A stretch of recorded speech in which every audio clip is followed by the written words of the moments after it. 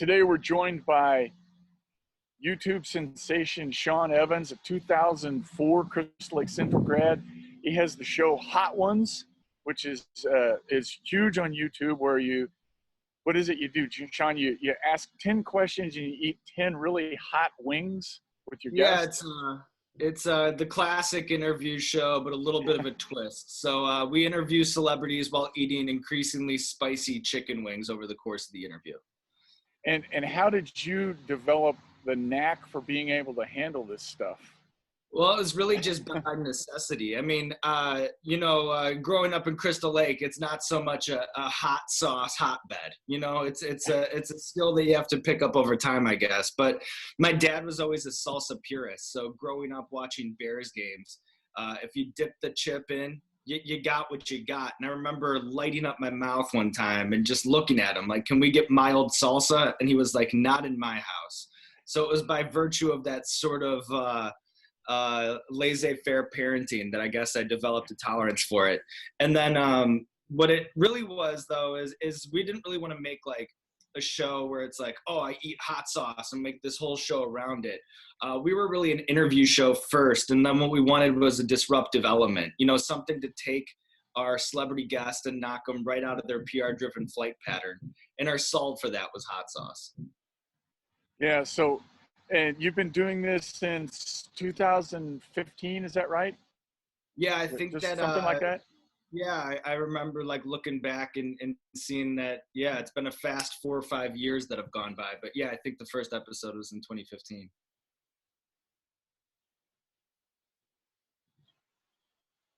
How did you start getting guests on this? Like, how do you build up to something like that to getting some of the big names you've gotten? Yeah. So at that time, media, as I'm sure you guys probably experienced on a more local level, but there was this like pivot to video. Do you guys remember the pivot to video? Everything's like video. And First We Feast at that time was a publication that was a digital publication, a very successful one, won multiple James Beard Awards, but we were tasked with this challenge of how to start creating video content. And we didn't have like an established like video brand, but we were working in the complex building, and we'd see, like rappers walk through the office all the time, and athletes and all of these people that we had access to, but we didn't know exactly what we could do with them. And we were doing like some hands and pans stuff and just some sort of like food content that wasn't all that like groundbreaking or original. So it was in that pressure cooker where we were forced to come up with an idea and come up with one quick. And my partner in all this, Chris Schoenberger, he was like, well, what if we interviewed celebrities, but had them eat like violently hot chicken wings over the course of the interview as a way to break them down? And then as a food platform that's often, been a food sort of pop culture hybrid, it was perfect for us that we could have food as a secondary sort of background character in this whole thing, and then do the pop culture exploration and an obsession with the interview that me and Chris have always been nerdy about, combined them. And it's not like we had all these like crazy high hopes for the show, but we did believe in it and believed in ourselves. And the audience wasn't big at first, but it was cult. It had an appetite for the content. So we just kept feeding them. They motivated us. And then now we have this like 5-year-long, 200-episode crazy journey. So you majored in broadcast journalism at Illinois, correct? Yep. Broadcast journalism is the U of I. And the thing that strikes me is that I was watching one of the videos where it's just a string of all these people amazed at the information you find out and the questions you ask. How did you're 34 years old, and doing this as long as I've done it, I think interviewing is really an art, to be a good interviewer, and I think it's something that I continue to get better at during my career. But you seem to have reached this level of really being good at that. How do you develop that so quickly? That's a good question. I think that there's maybe like some innate qualities. I was a very social chameleon my whole life, so could sort of sit at any lunch table type of person. But I think in addition to that, I remember when I was at the University of Illinois, and I was a broadcast journalism major and loved it and obviously cared about it. But like all college students, there may be times where you're focused on things that aren't academic so much all the time. And I remember being unprepared for an interview, and it was just this story about like boil orders and champagne, but being like unprepared and feeling like I'm wasting this person's time. And for them, you know, I kind of felt like, here's a person who like took my request for an interview. It was like, you know, I don't need to take an interview with this kid, but he's a student learning. I should take this time. And they took the time for me. And I remember like kind of not taking the time for them and then not wanting to feel that ever again.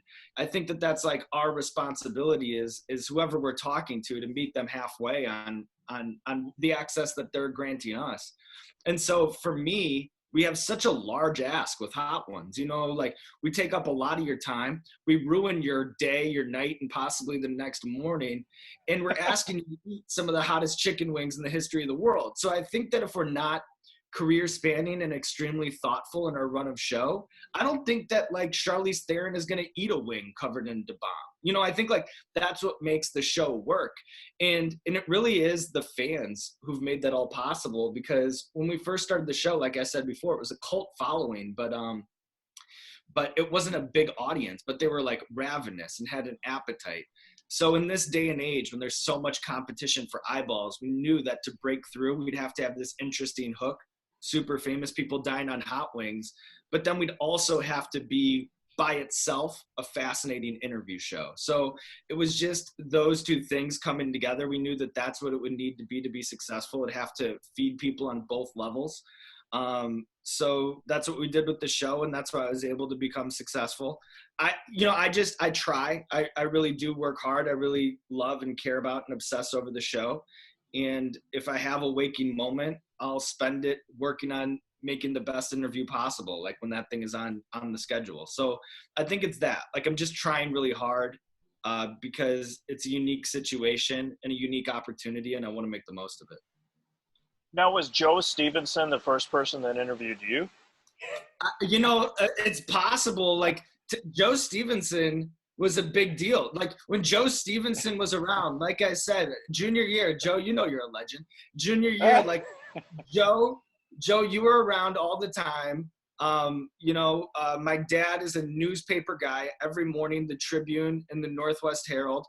And the prep scene was like important, you know, like when you're in junior high, you kind of look up to the guys that are in high school, the guys that kind of come before you. They're like the local legends and all that. And Joe, a very professional, very good reporter. So this is like, I almost feel like this is me making it. It's coming full circle. I'm back with the Northwest Herald. Sean, you're too kind. Well, so while we're on the subject of Crystal Lake Central and that we were talking a little bit about it before we started this, the 2003 team, you're on that team, probably the best team in Central history. You guys made it to the Class AA quarterfinals. What do you remember about that season and that 2003 team? It was like one of the great highlights of my life because I don't know, like baseball when I was growing up was like such a big deal in Crystal Lake. You had like the National American Continental Little Leagues booming, like the City Series was such a big deal. And then you had, in addition to like the local Babe Ruth thing, you had like the Bombers team. I was on like the Cyclones, the Travelers, like all my friends played baseball.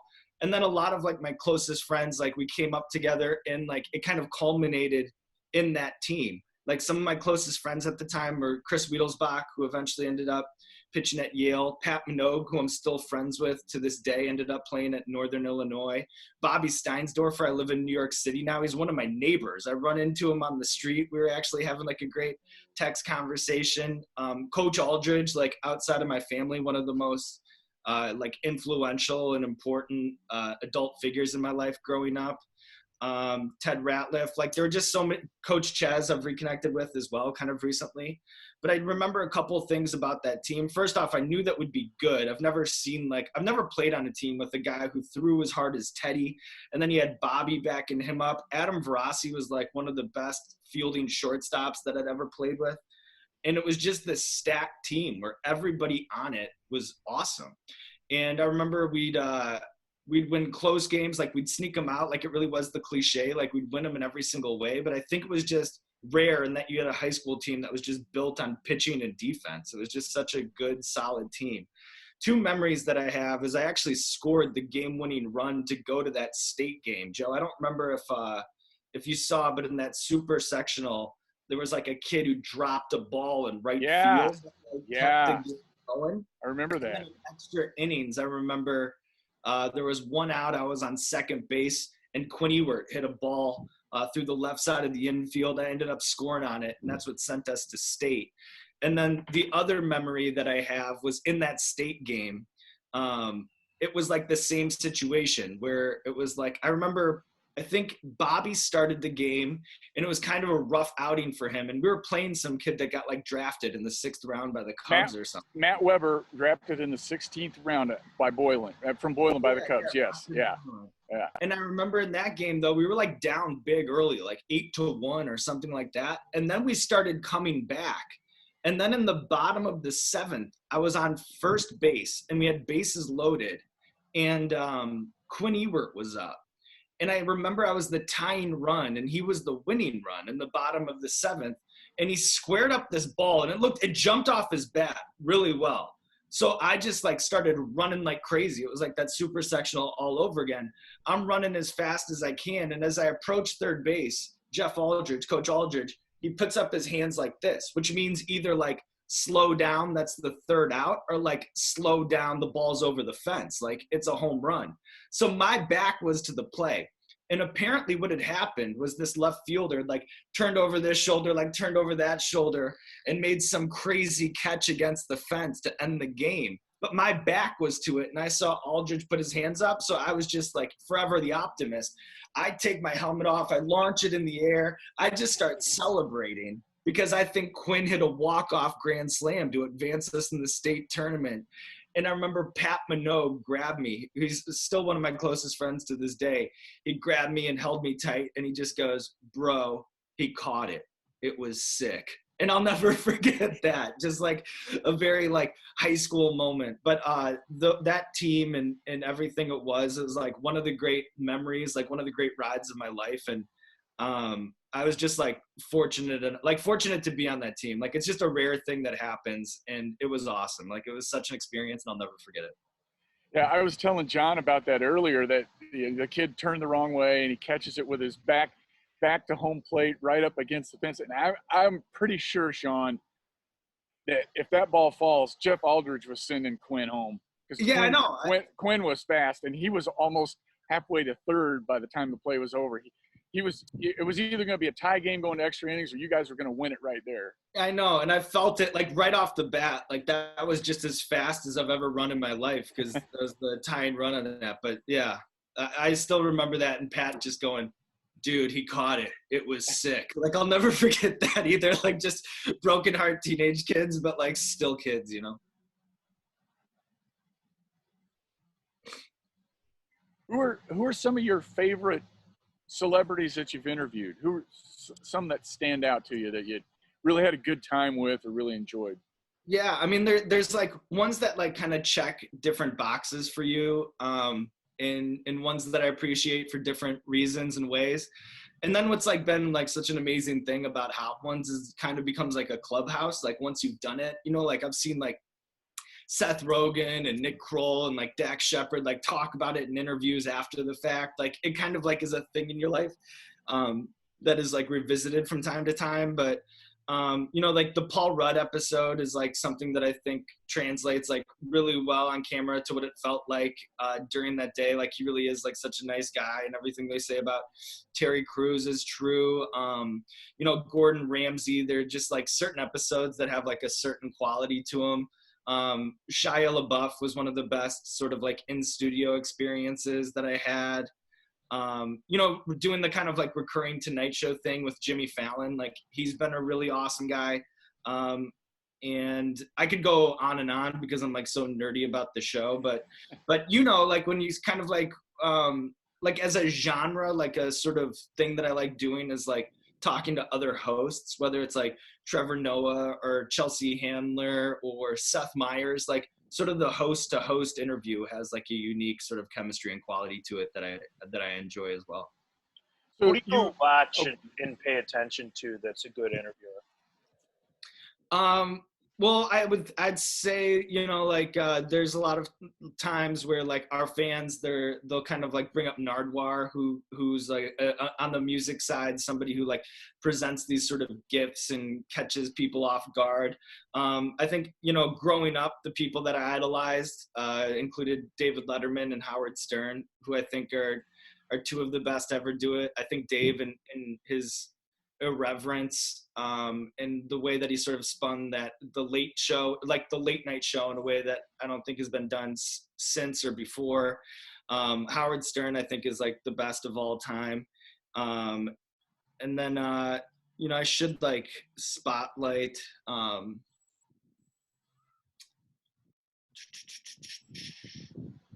like even in a different way, like I feel like you know, Nori is a guy that we've had on the show before, and he has the show called Drink Champs. I think that he gets like a really unique side of people with that show. Or like Charlemagne the God, who we've had on the show, I think he does like some of the best interviews. Sway, also a legend. I could go on. That's a really good question because I'm really interested in the genre, but then also too, not to just shout out guests, but it's like kind of coming to me is like Pete Holmes has a podcast. You Made This Weird, and he did this episode with Conan recently that I listened to, and I felt like it was like an out of body experience. Like I reached out to him, like I needed that. Like that was like such a podcast that I just got lost in. So his podcast is like sneaky awesome too. But I could go on and on. I wish I had some time to think about that. But that's a good question. I'm thinking about those sorts of like interviewers all the time. So I read where you were as a kid, you'd sneak down and watch Beavis and Butthead, and your dad would make you turn it off, and then he actually heard a couple punchlines, and he's like, "Yeah, this is pretty funny." Have you ever had Mike Judge? No, Mike Judge would be awesome. I also like in that same sort of world would be like South Park, Trey Parker and Matt Stone, where it was like, what I think is like the biggest compliment that I get out in the wild is I remember I was at a meet and greet, and this dad comes up with this son. He's like, "Hey, he watches the dumbest stuff on YouTube, but he showed me Hot Ones, and now it's my favorite show. Like we watch it together all the time." And it's these shows that bridge the generational gap that, like, when people give me that compliment about Hot Ones, it's like the best compliment to get, because I remember what that was like with my dad sort of like allowing us to watch Beavis and Butthead, allowing us to watch South Park, even though it might have been inappropriate for kids that are like in first, second, and third grade. It was just so unimpeachably excellent and funny that my dad like allowed it. You know what I mean? So it's like when somebody says that Hot Ones is the thing that brings that you know, they can bond with their son or daughter over every Thursday. That to me is like the highest compliment, because I remember how important that was for me. You're stuck at home right now, right? What's that been like, and how's that impact what you're doing? Well, it's been sort of an interesting reset, like it has for everybody, where, you know, when you have a host in studio, like now we're all vloggers from our living room, you know, which has kind of been like an interesting adjustment. And I've had to get used to the technical side of things in a way that I probably always took for granted. Like I'm obsessed with Hot Ones. I touch every part of that conveyor belt, but, you know, getting like footage from my phone that I had to set up on a weird tripod from like a 45-degree angle, and then like put it into a Dropbox, and then get the Google link to like these people, except like corrupted data, except I got to go back, you know, like all of this stuff that I never even touched. Like now I'm experiencing all that. So it's been, I think, a good growing experience. But besides that, you know, just trying to run and watch a lot of foreign movies and just, you know, hopefully get out the other side of this thing. Okay. I miss the studio, but it has been like interesting to see how we're all kind of like on this new platform that we're all on together. And it's kind of like a reset for like all of media. Do you still have the Guinness record for eating the hottest pepper? Well, you know, I don't know. I did the thing about the guys who make the hottest peppers is they're all like architects trying to build the tallest building. Like they're all mad scientists. So like what's the hottest pepper one day? Like that just means that somebody else is crossbreeding some sort of Frankenstein pepper in their basement somewhere that they're going to unleash on the world. So I've eaten 2 Carolina Reapers, which were the hottest pepper in the world. I think that got leapfrogged by Dragon's Breath chili out from like a farmer in Wales. And then we have something called Pepper X that Smoking Ed's growing and working that through the whole Guinness World Record thing. So I don't know if I still have it. It's probably good and gone, because once you eat that hottest pepper, and the next hottest pepper is already out. Is your family still in Crystal Lake? Do you come back ever? Yeah, not as often as I'd like to, but my family does still live in Crystal Lake. Still have family in Crystal Lake and in Barrington. My dad works in Chicago, so like to me, it's home, and it was such an awesome place to grow up. And then Chicago to me is like, even though I spent so much time in New York and LA, still home to me. The way that the air hits, the way that it like feels when I touch down is something that I miss so much. So I don't get back as often as I'd like to, but this past summer was awesome. I got to throw out like a first pitch at a Cubs game in Wrigley. Like all my friends were out in the left field bleachers. I could hear them. Like a bunch of their moms showed up with signs and stuff. So like that was like a super awesome experience. Did it reach the catcher? Oh, dude. So right before I went out, Madden was like, make sure that you aim high and hard, don't bounce it in. So that's what's going through my head. And I didn't take any warm-up tosses, so I just grabbed this ball. And then you get out there, and I had to wear this like Murakami jacket because like Complex Con was in town. It was like the hottest day of the year, not making excuses, but this did happen. So I'm in this full wool varsity jacket, and I'm feeling this ball. I'm like, baseballs feel a lot lighter than they used to or something, and I get up there, and they have the catcher, but then there's like 30 people behind the catcher. So you run out there, you step on the rubber, and then you look, and I'm just looking at 30 people.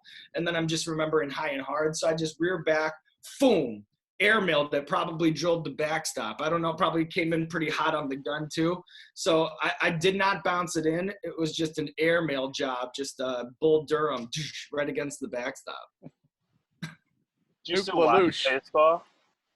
Do you watch baseball?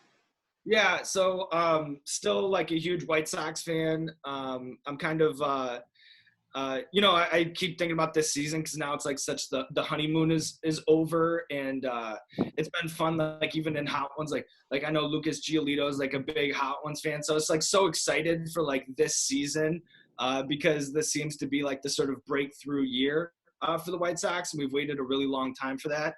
And then you worry about like the strike next year or something. So you're like, oh, like coronavirus takes out this, and then a labor disagreement takes out next. Like my White Sox, I'm never gonna get the fruit.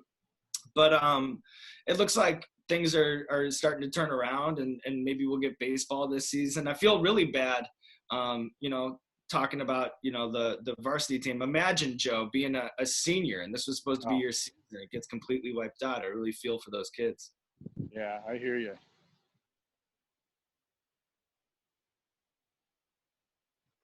You got anything else, Joe? No, I don't think so. This has been a blast, John. Been a lot of fun. No. Yeah, thanks so much. My dad's gonna be hyped to to see the local coverage. But it's been great, and Joe, I meant every word. Like when I was young, it was a big deal. When Joe was at the games, it was a big deal. And so you look great. You look exactly the same. And being in a broadcast journalism major, that's, like it's such an important job that you guys do, with the local coverage. And so like, I've always, looked up to you, Joe, and it's a real privilege to be able to talk to you now. Thanks very much, John. I appreciate that. I was feeling the pressure today because I'm hearing about all these people, talking about how the great questions you ask. I'm like, man, I better come with my A game. No, Joe, I just, I just liked where else am I going to just be able to talk about that Tiger team? You know what I mean? Like, I just feel like it was like a good venue for that. And what teams, what are like the good Fox Valley teams these days? What are the power programs? Well, if they'd had a season this year, I think Prairie Ridge and Crystal Lake South both were set up to do really well in 3A. They'd actually been 3A, not 4A. Whoa. They both had a lot of pitching and pretty good teams, mainly pitching. I think those two would have been pretty tough to beat. But our teams have been really, really good to us lately. We go to Joliet just about every year. South won it in 2017. Huntley almost won it in 2018. Hampshire was there last year and got fourth, but lost like 2 one-run games or something like that. So I miss baseball a lot. Our teams have been good to us. Yeah, I got to next time I'm in town, that's what I got to do. If it's in the fall, I'm catching a Friday night lights game, and if it's in the spring, I'm gonna go see the Tigers out there. Good deal.